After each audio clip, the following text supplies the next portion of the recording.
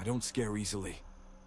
I grew up in a quiet part of Columbus, Ohio, in a neighborhood where the worst thing that usually happened was someone's trash can getting knocked over by raccoons. That's why I didn't think much of it when my parents left me home alone for a weekend in November.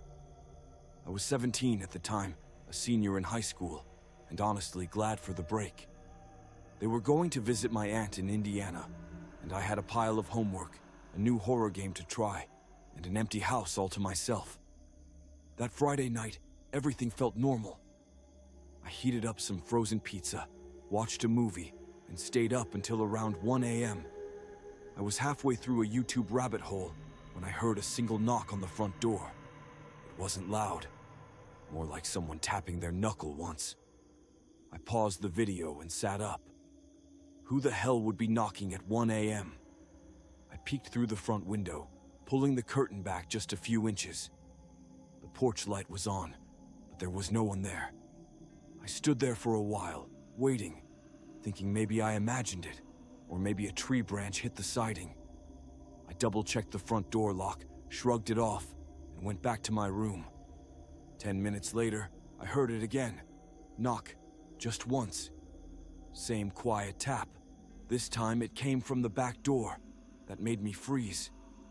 We had a small, fenced-in backyard with only one gate that latched from the inside. The back porch had motion lights, but they hadn't turned on. I moved quietly to the kitchen and peeked through the window above the sink. Still no one. I tried to calm myself, thinking maybe the house was settling or a squirrel was messing around. But I couldn't shake the feeling that someone was out there. I turned off all the lights, just in case, and went back to my room with a kitchen knife. Not proud of that, but it made me feel better. Then came the scratching, not animal-like, deliberate. It was coming from the window in the living room, the one facing the street. Long, slow, steady scratches, like someone was running a finger or a key along the glass. I couldn't move. I just stared down the hallway from my bedroom, heart pounding. I didn't want to go near it.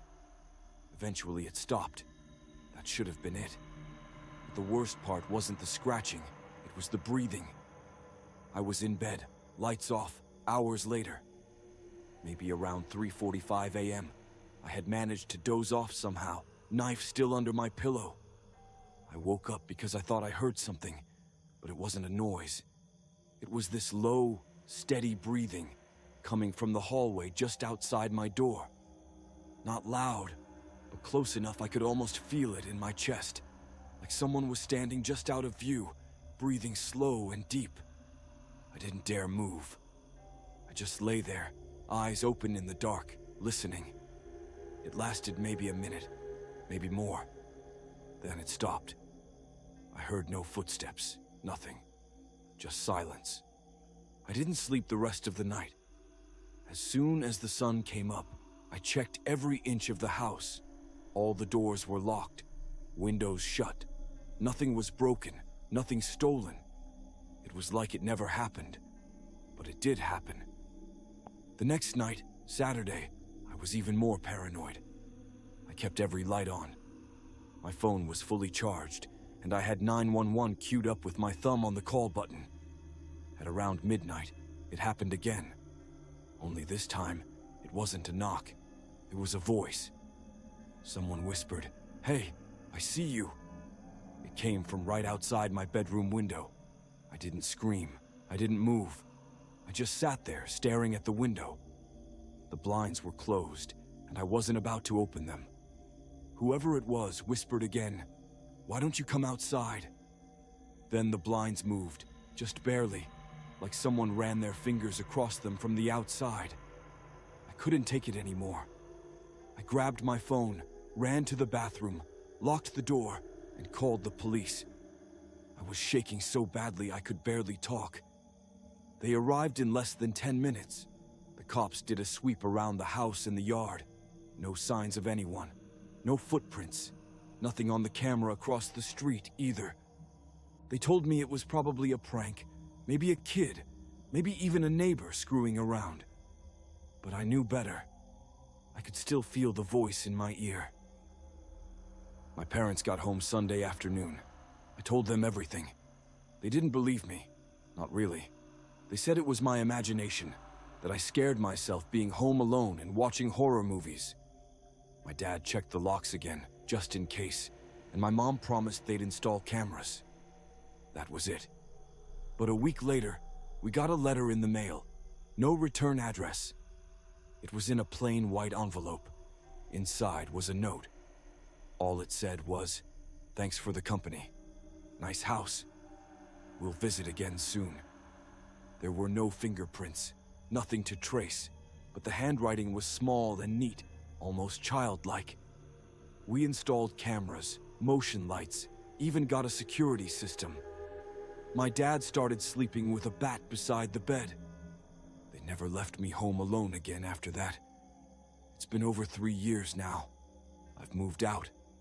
But every now and then, late at night, I still wake up thinking I hear that voice outside my window. I don't check. I just listen and wait.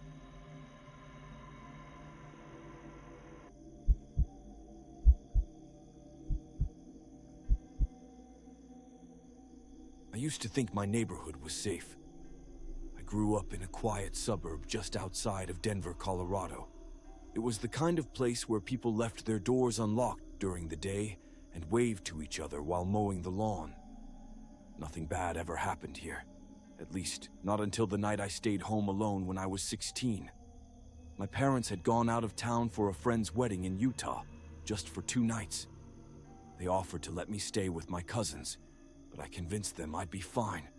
I had the house to myself, access to snacks, video games, and no one telling me to go to bed. What could go wrong? Friday night was uneventful. I played some Xbox, made microwave popcorn, and stayed up way too late. At around midnight, I turned off the lights and headed to bed. That's when I heard the gate click. We had a wooden fence surrounding our backyard, with a tall gate that made this really specific metal-on-wood sound whenever it opened.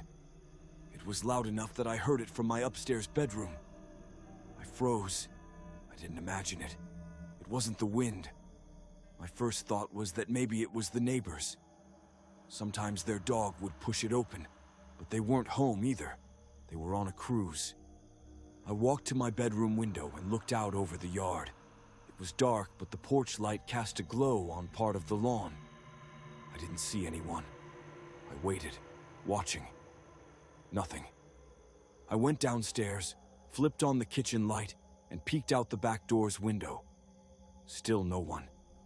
Just to be safe, I locked the deadbolt, even though the door was already locked. Then I shut off the light and went back upstairs. 10 minutes later, I heard the gate click again. This time I didn't look. I just stayed in bed, clutching my phone, and stared at my door. Then I heard the sound of footsteps in the backyard. Slow, crunching steps on dry grass. They moved from one side of the house to the other, then stopped directly behind the kitchen wall. I held my breath. There was a long silence. Then, 3 soft knocks on the back door. Not aggressive, not even loud, just gentle. Like whoever was out there didn't want to scare me, like they wanted me to come check. I stayed in bed, barely breathing. Eventually, the knocks stopped. I didn't sleep. I just sat there, knife in one hand, phone in the other, all night. I never heard the gate close. The next morning, everything seemed fine. The yard was empty. The gate was wide open. I convinced myself it was a prank. Maybe someone thought the house was empty. Maybe it was just a drunk neighbor. I told myself a lot of things to feel normal again. That night, I locked every single door and window in the house, even the ones on the second floor. I put a broomstick in the sliding glass door rail. I didn't take any chances.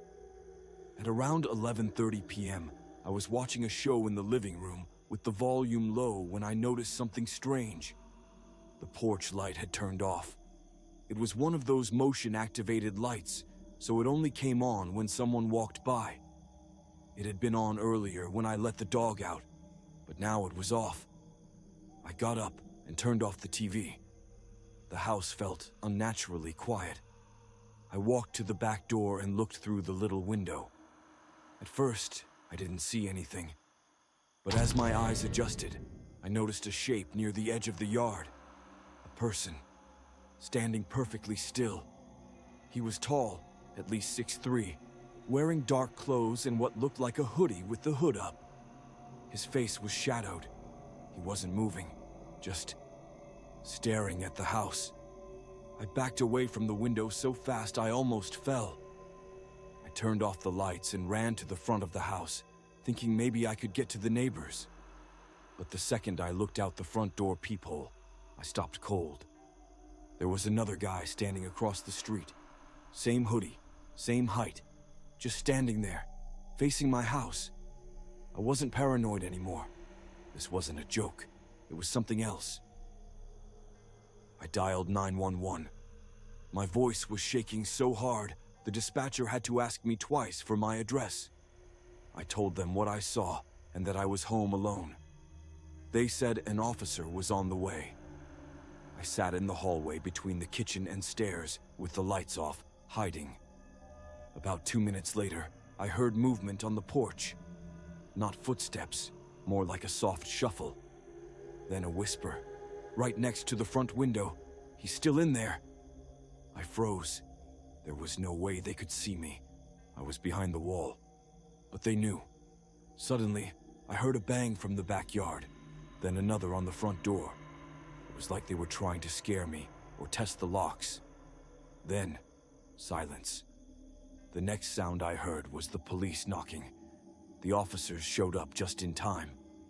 But when they searched the area, the guys were gone. No tire marks, no footprints. But they did find something. Near the side of the house, wedged under a bush, they found a hunting knife. It looked old and used, but freshly cleaned. No prints, just left there, like it was meant to be found. My parents came home the next day, and I begged them to install cameras. We got a system the same week, complete with motion sensors, lights, and even alarms for the fence. Nothing's happened since then, but I still check every lock twice before bed, and I never open the gate.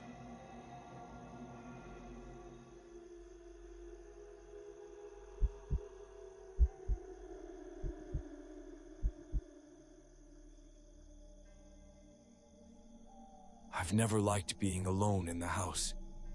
Even before what happened, I always felt like I was being watched when the place got too quiet, like the silence had weight to it.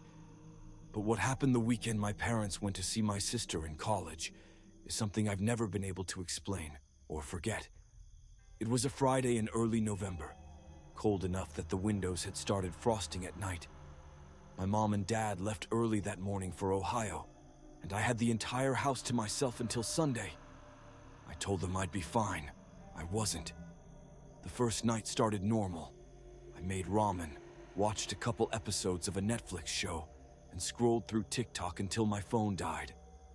I had this weird feeling while brushing my teeth, like I wasn't alone, like something was just off.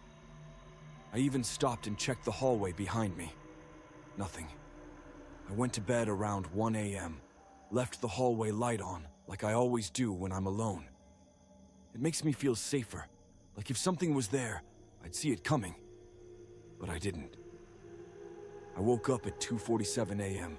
No noise, no lights. The entire house was dark. At first, I thought we'd lost power, but my alarm clock was still glowing red numbers. That's when I realized the hallway light was off, the one I never, ever turn off. I sat up in bed, heart pounding. I reached for my phone, dead. Completely dead, even though I had charged it. There was this deep, still quiet in the house, heavier than before. I got out of bed and stepped into the hallway. The air felt colder than it should have. That's when I heard it. The floorboard creaked downstairs. It wasn't loud. It wasn't like something crashed. It was more like someone was trying to be quiet, moving slow, deliberate. I froze. I tried to convince myself it was just the house settling, but it wasn't. I knew every sound this house made. I started backing up toward my room when I heard something that made my skin crawl. A whisper. It came from the foot of the stairs. Faint, but clear. Eli. That's my name. But no one was supposed to be in the house. I slammed my door and locked it. My hands were shaking. I didn't have my phone. I didn't have a weapon. Just my breath and the sound of my own heartbeat, too loud in my ears. And then, he knocked. Once. Twice. Slow, soft knocks on my bedroom door. Then that same whisper, just inches away. Eli, you forgot to lock the back door. My stomach dropped. He was right. Earlier that night, I'd taken the trash out, and I never locked the sliding glass door after. My legs gave out. I slid to the floor, heart hammering like it was trying to escape. I grabbed my metal lamp and held it like a weapon. Another knock. Eli, come out. It's just me. There was no anger in his voice, no yelling. That made it worse. He sounded calm, casual, like someone I was supposed to know. I started crying, silently, hoping he couldn't hear. And then, he started laughing. Soft at first, then louder. But it wasn't normal laughter. It sounded wrong, broken, like he was enjoying how scared I was. I stayed crouched behind my bed, not moving, for what felt like hours. Eventually, everything went silent again. The next morning, I called my friend Kevin to come over. I didn't tell him everything, just said I thought someone broke in. We searched the house. Everything looked untouched, except the backyard. There were footprints in the frost, bare feet, human, not shoes, just barefoot prints walking up to the back sliding door, but not walking away. There were none leading back to the fence. Kevin said it was probably a prank, but I could tell he didn't believe it. He kept checking behind him the whole time we were outside. We locked every door and window. We checked the attic. Everything. But I didn't sleep that night. The second night, it got worse. Around 3 a.m., I heard the floorboards again. Same pace. Slow. Intentional. I held my breath, frozen in bed. Then the whisper came back, but this time, it wasn't from outside the door. It was inside the room. Eli, are you awake? I couldn't move. I couldn't scream. The air was so cold it hurt my lungs. I swear I could feel someone standing next to the bed, watching. Then I heard breathing. Not mine. Deeper, slower. Inches from my face. Then, nothing. When I dared to open my eyes, I was alone. The room was empty. The hallway light was on again, like nothing happened. When my parents got home, I told them everything. I expected them to laugh, but my mom didn't. She went pale. Then she asked something I'll never forget. You said he whispered your name. I nodded. She sat down and told me something I'd never heard before. When I was 3, we had a break-in. Some man broke into the house through the back door. My mom found him standing over my crib, just watching me sleep. He said one thing before the cops dragged him away. He told me his name is Eli. He wanted me to find him. I don't remember that. I was too young. But she swears it happened. We moved out of that house 6 months later. And sometimes, when I wake up in the middle of the night, I swear I still hear him.